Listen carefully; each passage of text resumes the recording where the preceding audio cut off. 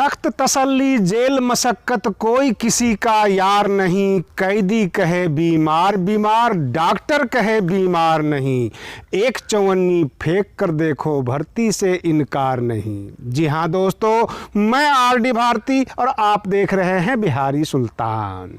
किसान आंदोलन अपने चरम पर है और राजस्थान के हनुमान बेनीवाल भी उसमें कूद गए। बहुत सारे नेता कूदे हैं और मैं आपसे पूछने वाला हूं, ये किसान के हितैषी हैं या खुद के हितैषी हैं?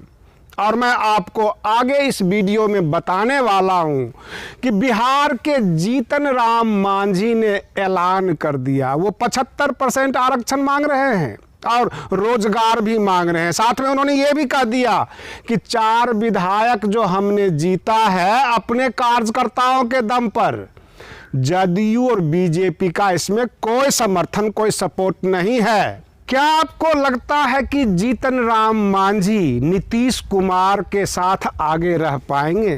बीजेपी का बहुत ज़्यादा दबाव है नीतीश कुमार जी के ऊपर। और मैं आपको 2 दिन पहले की घटना बता रहा हूं कि कांग्रेस 2 गुटों में बट गई है। बिहार की कांग्रेस की बात मैं कर रहा हूं। मैं आगे भी इस वीडियो में बहुत कुछ बताने वाला हूं कि किसान आंदोलन में क्या हो रहा है। पिछले कम से कम 12-15 घंटे में जो है हमारे देश के प्रधानमंत्री जी ने किसानों के बारे में क्या क्या कहा।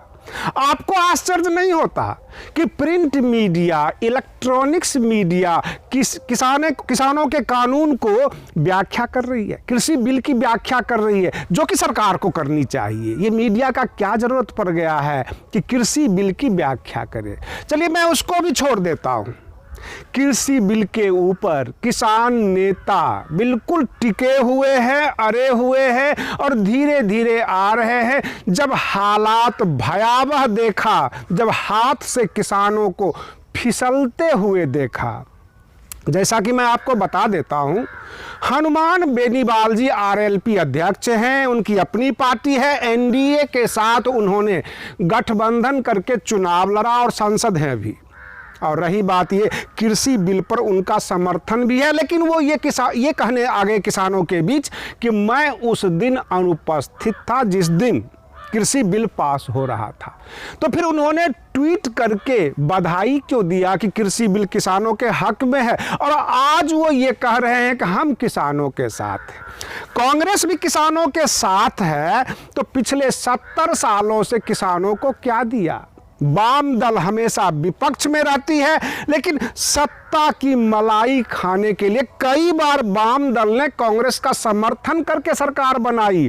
क्या वाम दल से कोई पूछेगा कि जब आप कांग्रेस सरकार को समर्थन दे रहे थे उस वक्त किसानों के बारे में कितना सोचा था? जब वाम दल कांग्रेस का समर्थन दे रही थी उस वक्त कृषि बिल अथवा किसानों के ऊपर इतनी चिंता क्यों नहीं थी?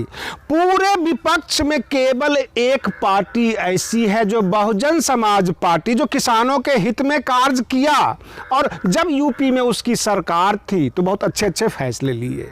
परंतु केंद्र में कभी बसपा की सरकार नहीं रही है, पूरे राष्ट्रीय स्तर पर इनके सांसद चुन के कभी नहीं आए, और 2 पार्टियां कांग्रेस और बीजेपी टर्न ले लेके आगे पीछे और सत्ता में आती रही। जो कांग्रेस आज विरोध कर रही है कृषि बिल का, जब उनके समय में कृषि बिल आया था यही बिल्कुल सेम ड्राफ्ट था, जीएसटी का भी, कृषि बिल का, सब कांग्रेस ने ड्राफ्ट किया था। बीजेपी तो उसको पास कर रही है। और रही बात ये, बीजेपी किसानों को हल्का और कमजोर समझ रही है, यह उसकी भूल है। कहते हैं जब नाश मनुष्य पर छाता है पहले विवेक मर जाता है। जो हमारी वर्तमान में केंद्र सरकार है यह विवेक से काम नहीं ले रही है। हर सभा में हमारे देश के प्रधानमंत्री जी जाते हैं और कृषि बिल का मुद्दा उठाते हैं, किसानों को समझाने का प्रयास करते हैं। जो बीजेपी के कार्यकर्ता हैं, जो इनके नेता हैं, जो मीडिया इनका सपोर्ट करती है, सब के सब रात दिन कृषि बिल के बारे में व्याख्या करती है, किसानों को समझाने का प्रयास करती है। किसान कह रहे हैं हमें ये बिल नहीं चाहिए, जो चीज़ हमने मांगा ही नहीं वो आप हमें क्यों दे रहे हैं? उधर बिहार सरकार टेंशन में इसलिए आ गई है कि जो इनके समर्थन कर रहे हैं, जैसे कि हिंदुस्तानी आवाम मोर्चा के अध्यक्ष जीतन राम मांझी, इतना कड़ा रुख अपना लिए हैं कि लगता है ये समर्थन वापस लेकर दोबारा चुनाव में जाएंगे। आपसे एक प्रश्न है, आप हमें कमेंट करके बता सकते हैं। विपक्ष के नेता तेजस्वी यादव अगर ये कहें कि बिहार में दोबारा चुनाव होगा तो हम कह सकते हैं कि वो विपक्ष के नेता है। चिराग पासवान जी ने भी कई बार कह दिया कि दोबारा चुनाव होगा, वहां भी हम हल्के से ले लेते हैं। लेकिन अगर जीतन राम मांझी अपने कार्यकर्ताओं को संबोधित करके ये कहते हैं कि दोबारा चुनाव की तैयारी करें, और रही बात ये, अगर मुकेश सहनी भी ये बात कहते हैं, आप सभी जानते हैं ये लोग समर्थन दिए हुए हैं, तब जाकर बिहार में एनडीए की सरकार है। क्या बिहार में दोबारा चुनाव होगा?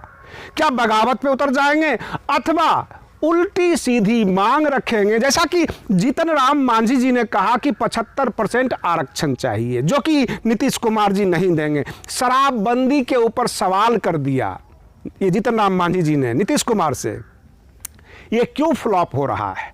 रोजगार आप क्यों नहीं दे रहे हैं? सरकार में है जीतन राम मांझी और सवाल कर रहे हैं, ऊपर से अपने कार्यकर्ताओं को संबोधित करके कहते हैं कि चुनाव के लिए तैयार रहे। ये भी कहते हैं कि जदयू और बीजेपी का समर्थन नहीं बल्कि अपने दम पर 4 विधायक लाए हैं। उत्तर प्रदेश में एक नई राजनीति शुरू हो गई है। पंचायत चुनाव में बहुजन समाज पार्टी अपनी पूरी ताकत झोंकने वाली है।